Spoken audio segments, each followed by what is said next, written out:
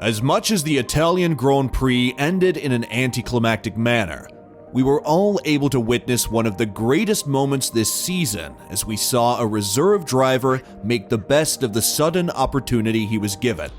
And that driver is Nyck De Vries, who for the most part of this season has been seated beside Mercedes team boss Toto Wolff as the team's reserve driver. But after his performance this past week at Monza, many teams are now vying for the former Formula E and former F2 champion services next season. So, which team does Nyck want to go to?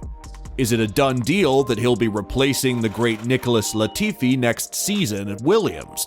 Or will he land somewhere further up the grid, say Alpine perhaps? Well, let's talk about it then. But before we do, consider subscribing to the channel so you don't miss out on our latest uploads. Now that's out of the way, let's get started. Nyck's Italian Grand Prix weekend started with him driving for Aston Martin during Friday's FP1 session, where he would end the day at P1. But come Saturday's FP3 session, Nyck would have to change his overalls to blue as the former Formula E and F2 champion would have to sub in for Alex Albon, who had to be brought to the hospital to be treated for appendicitis. Nyck would end that session at P14, 5 spots up from where he finished driving the Aston Martin. And as Saturday's qualifying session came about, Nyck's storybook weekend would begin as he would reach Q2 after his teammate Latifi would drop out at Q1. And by the end of the session, with grid penalties put into play, Nyck would start the race at P8. And on race day, Nyck would fight tooth and nail to get points on his F1 debut and finish the day at P9, giving Williams 2 crucial points. After the race, Nyck would be asked about how he felt all weekend long. "The whole experience from yesterday until now has just been a dream," said Nyck. "Jumping on a car on the driver's parade and seeing all the excitement for Formula One, getting the opportunity to race, starting in the top 10, executing a good race, scoring points debut, being called driver of the day. It's been amazing." Naturally, after a stellar performance and the number of available seats yet to be filled next season, Nyck would then be asked about his hopes to officially be part of the F1 grid next season. "Ultimately, it's not up to me to decide whether I should have a seat or not. Of course, I can only do my job.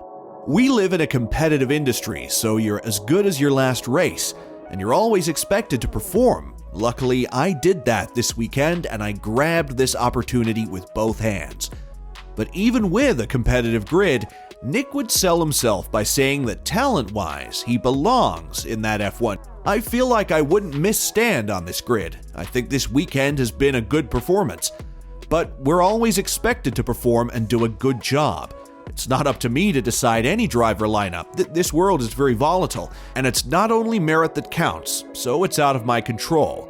But this, no one can take away from me. So regardless of what happens in the future, whether I'm here or not, I can still look back on a proud debut and first moment in Formula One, and I enjoyed it. Every time you get the chance to drive a Formula One car, that is the kind of the job interview audition, and you've got to take those opportunities.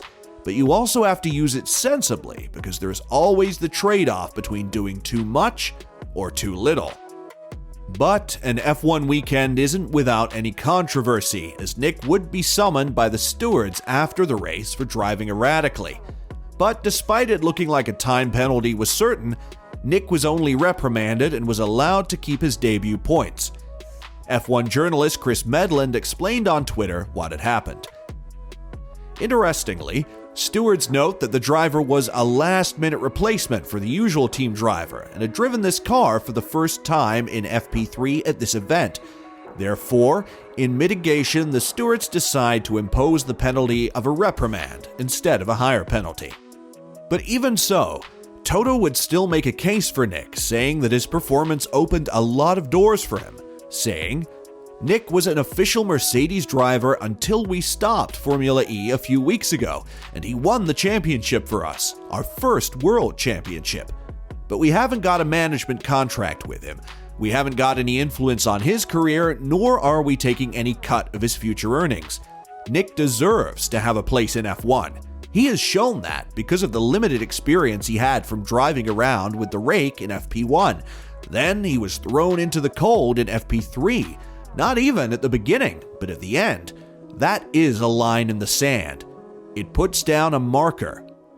I think we forget how he dominated in F2. He was absolutely great in his first Formula E championship when he won the championship. He's going to do what the car is capable of delivering. He's for sure going to extract what is there.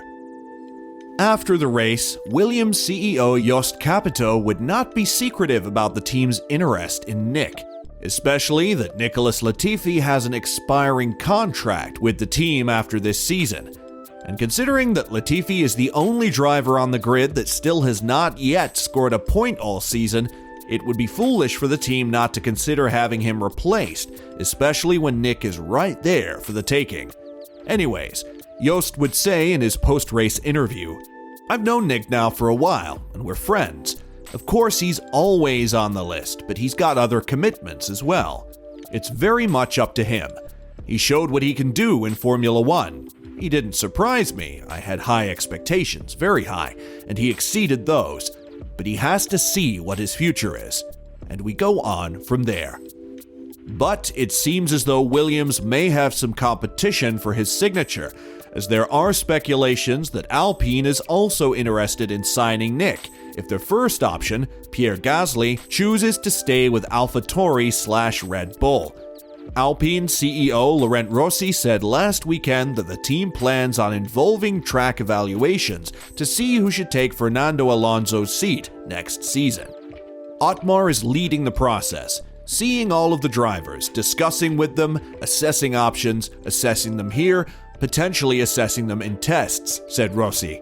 "I guess it's going to be a process that is going to last a little bit, because we want to make the right decision and there's no hurry. In fact, the idea is to make sure that we have continuity in the plan, and whichever driver who comes in next year will be able to carry on helping us make progress." Another possible landing spot for Nyck would be at Haas, especially now that the team has still yet to progress regarding Mick Schumacher's contract for next season. And on Mick's side, the 23-year-old driver has announced that he plans on leaving the Ferrari Driver Academy by the end of the season. On the surface, this may not mean much, but when you look into it a bit more, this may be a sign that Mick is bracing himself for a likely exit from Haas, a team that is under Ferrari's thumb. Now the question is, should Nyck sign with Williams the moment they officially knock at his door, or should he take a gamble and hold off for the unsure chance to audition for a more competitive team like Alpine? Well, I guess time is the only thing that can tell at this point. But what do you think? Let us know in the comments section below, and as always, don't forget to like and subscribe to the channel if you haven't.